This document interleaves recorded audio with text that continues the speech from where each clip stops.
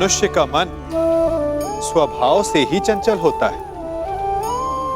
अब बालकों को देखो, माता पिता कहेंगे कि नदी के पास मत जाना, वन में मत खेलना, तो अवश्य वो वही करेंगे जिसके लिए उन्हें मना किया गया हो। बंधन को तोड़ने का जो रोमांच है वो मनुष्य के मन को सदा ललचाता है, परंतु बंधन और मर्यादा में बड़ा अंतर है। कभी कभी बंधन तोड़ना उचित होता है, परंतु मर्यादा तोड़ना नहीं, चाहे वो प्रेम की हो, शत्रुता की हो या फिर अतिथि की हो। फिर ये प्रश्न उठता है कि मर्यादा है क्या? हमें कैसे भान हो कि किस सीमा को हमें पार नहीं करना चाहिए? जैसा व्यवहार आप किसी दूसरे से अपने लिए चाहते हैं, वास्तविकता में वही आपकी भी मर्यादा है। जो सीमा आप किसी दूसरे को पार नहीं करने देना चाहते, वही सीमा आपकी भी है। जिस दिन से आप अपने मन से ये प्रश्न करना प्रारंभ कर देंगे, तब से ना आपसे कोई मर्यादा भंग होगी, ना ही कोई अपराध होगा। कदाचित इसीलिए कहा जाता है कि जब आपका मन नियंत्रण में हो, तो आपके हृदय के साथ साथ ईश्वर आपके मन में भी वास करता है। जिससे आप अपनी मर्यादा का प्रश्न पूछोगे, तो वो कभी अनुचित उत्तर नहीं देता।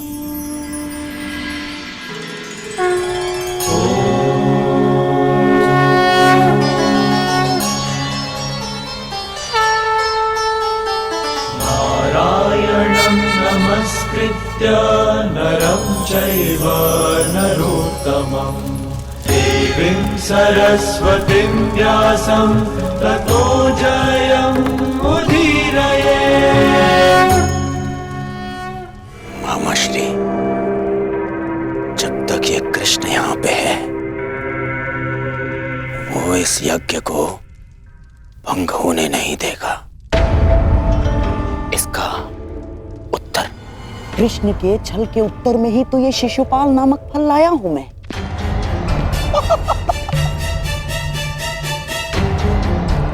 स्मरण है ना आपको? कहीं ऐसा तो नहीं कि इस माया महल की सुंदरता और पांचाली की तिरछी दृष्टि आपके नैनों में बस गई है? कांतार नरेश, मेरी तिरछी दृष्टि छोड़िए और अपनी तिरछी चाल संभालिए।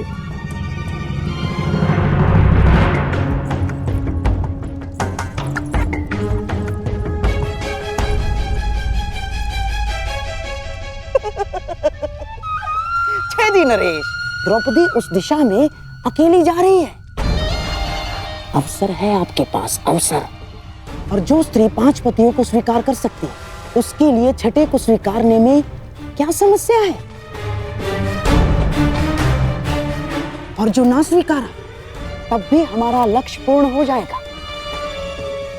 द्रौपदी को आपने कुदृष्टि से देखा, ये बात पांडव सहन नहीं कर पाएंगे और फिर अस्त्र उठाएंगे। आपको तो मार नहीं सकते हैं? और आप पर हाथ उठाते ही अतिथि पर प्रहार माना जाएगा शिशुपाल, और यज्ञ ध्वंस हो जाएगा। कांतार नरेश, कभी कभी आप सीधी बात भी कर देते हैं।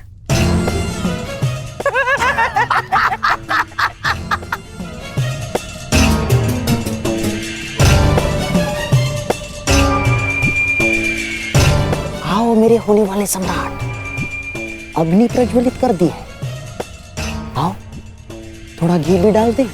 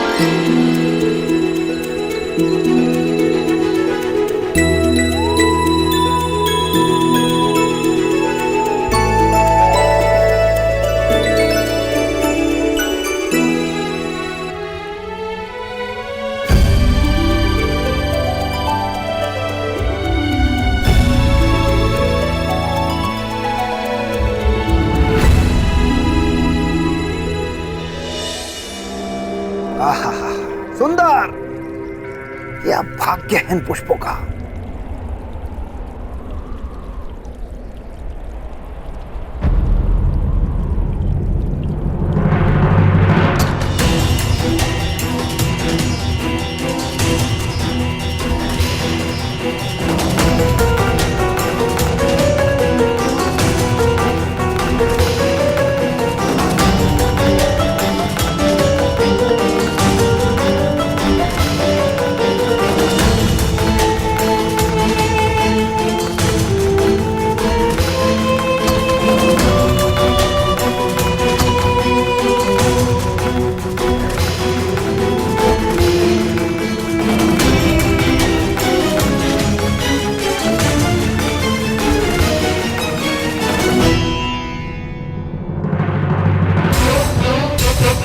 पांडवों का भाग्य इन पुष्पों की भांति जाग गया है। जरा भी जगा दो। अपनी मर्यादा में रहो शिशुपाल। बहुत 5 पतियों वाली स्त्री मुझे मर्यादा में रहना सिखाएगी। ये तुम्हें शोभा नहीं देता पंचाली। यदि मेरे 5 पतियों को तुम्हारी इस हरकत का पता चला तो छेदी राज्य नरेश विहीन हो जाएगा।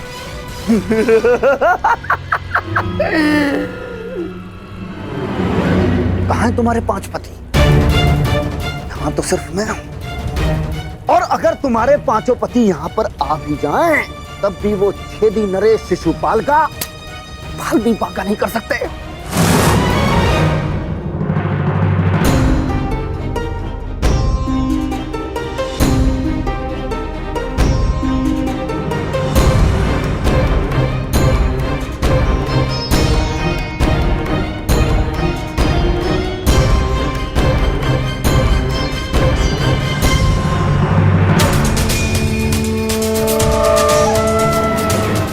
अग्निसुता याज्ञ सेनी हूं, भस्म हो जाओगे। देखता हूं इस अग्नि में कितना ताप है।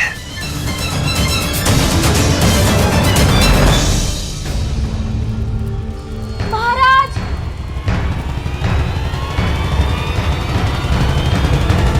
छेदी नरेश महारानी पर कुदृष्टि डाल रहे हैं।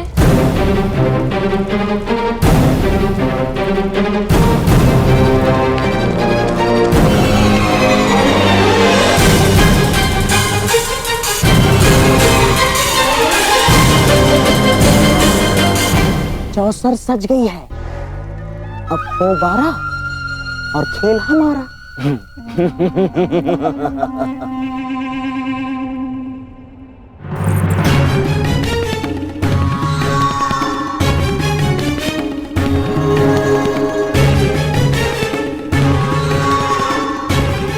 आज मुझे अपने ताप का अनुभव करने दो पांचाली।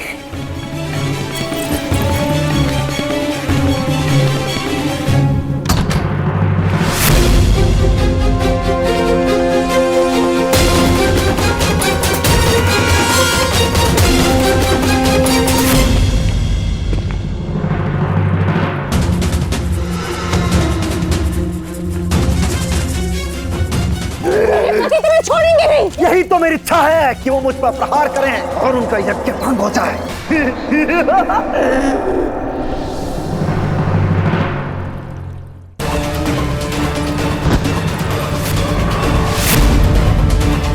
अतिथि हूं, सत्कार करो मेरा पंचाली।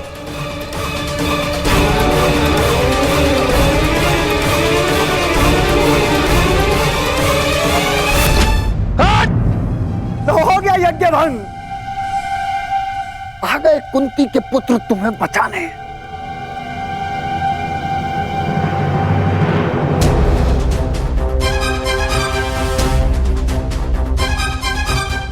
कुंती का पुत्र ना सही,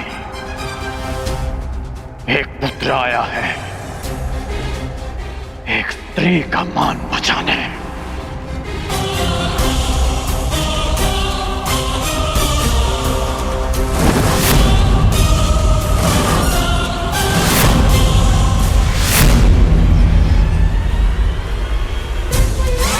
तुमने फिर से एक अतिथि की मर्यादा भंग की शिशुपाल। जब भी कोई शिशुपाल किसी स्त्री का मान भंग करेगा, ये कर्ण उसके मार्ग में बाधा बनेगा।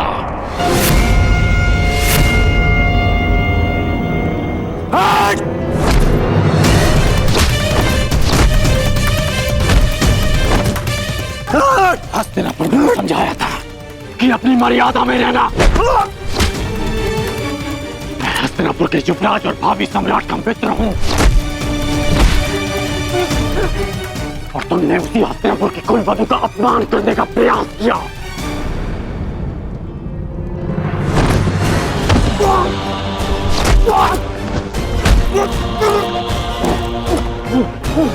पांडव बंधन में हो सकते हैं, परंतु कर्ण इस समय किसी बंधन में नहीं।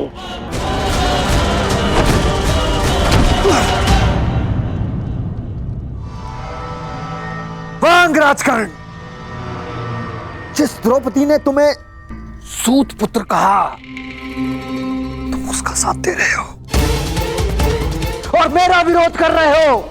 इसलिए क्रोधित हो क्योंकि उसने तुम्हें नहीं स्वीकारा। मैं आज भी कहता हूं, कुछ नहीं बिगड़ा अंगराज। अरे जिसके 5-5 हैं, हम और तुम मिलके अगर साथ भी हो जाएंगे तो क्या अंतर पड़ता है?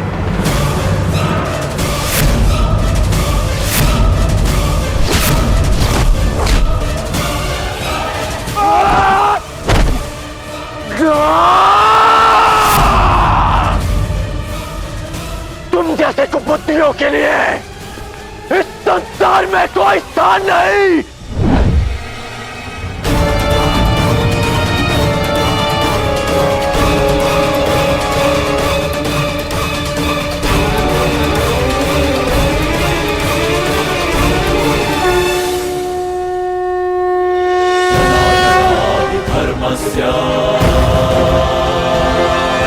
ग्लानिर्भवति भारत।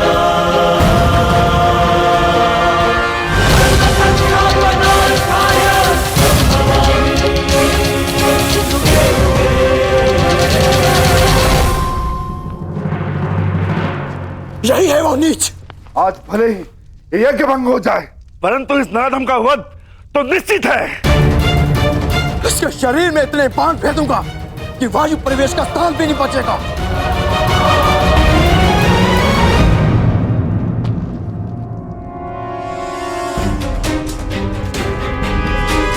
मेरे होने वाले सम्राट, ऐसा प्रतीत होता है कि हमारा प्रयोजन पूर्ण हो गया है। रुक जाओ अंगराज, शांत हो जाओ।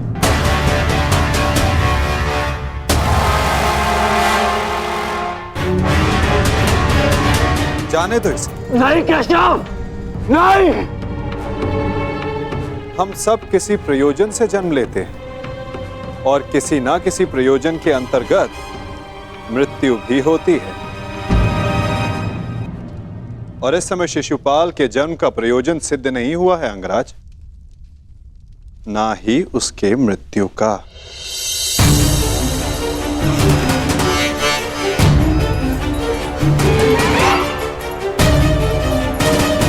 इस समय उसे क्षमा कर देना ही श्रेयस्कर होगा, है ना शिशुपाल?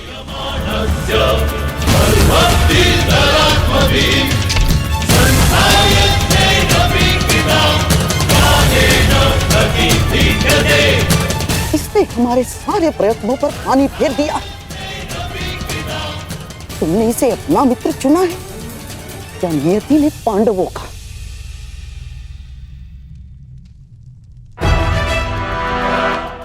आओ शिशुपाल, उठो। आपके लिए श्रेष्ठ यही होगा कि आप यहां से चले जाए छेदी नरेश। हाँ, क्योंकि वासुदेव ने अंगराज को तो रोक लिया, रचित मैं ना रुक पाऊं। यही तो मेरी कामना है विकुधर। तुम आगे बढ़ो, प्रहार करो मुझ पे।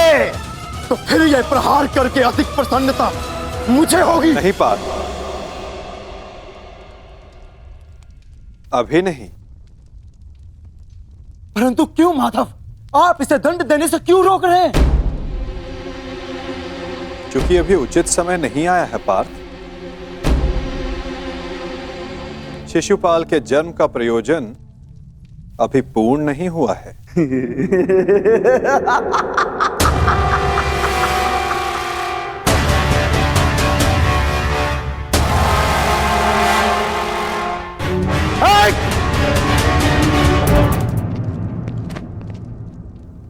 आओ युधिष्ठिर, यज्ञ प्रारंभ करते हैं।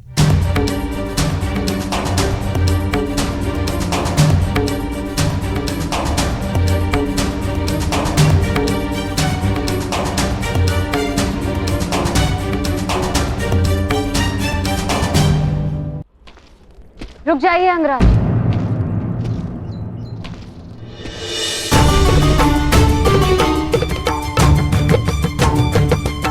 एक प्रश्न है मन में। जिसका सम्मान न लिया, उसके मान के लिए द्वंद्व क्यों किया?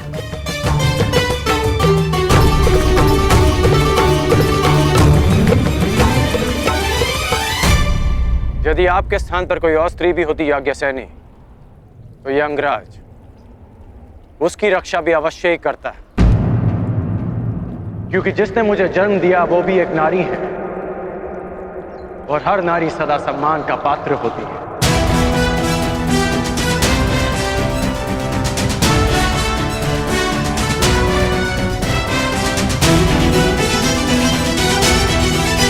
पुरुष का अपमान करने के पश्चात भी।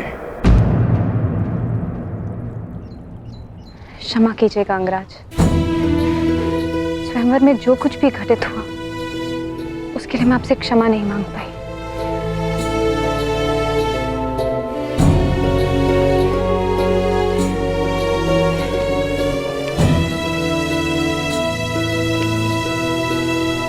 क्षमा उस कर्म के लिए मांगनी चाहिए देवी जिसके परिणाम से खेद हो। क्या सत्य में आपको उस कर्म के परिणाम का पछतावा है? आपको लगता है मुझे खेद नहीं है? नहीं है, आपको खेद नहीं है। खेद और पछतावा दृष्टि में दिख जाते हैं, और आपकी दृष्टि में समझता हूं।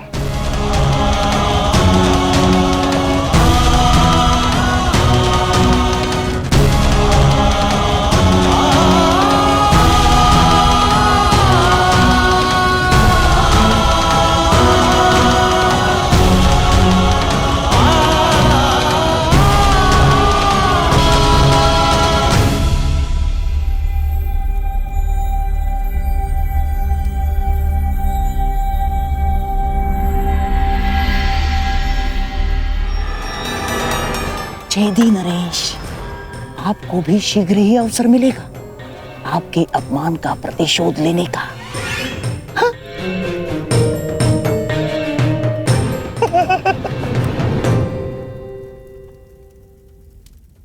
अब सारे अतिथि राजा अपनी अपनी भेंट होने वाले सम्राट को प्रस्तुत करें। देखते जाइए छेदी नरेश, हमने भी मनोरंजन का प्रबंध किया है।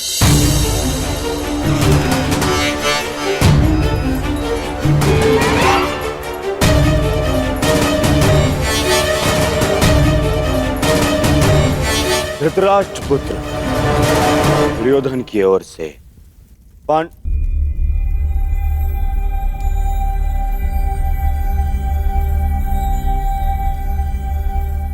पांडु पुत्र नहीं, धर्मराज पुत्र, धर्मराज पुत्र युधिष्ठिर को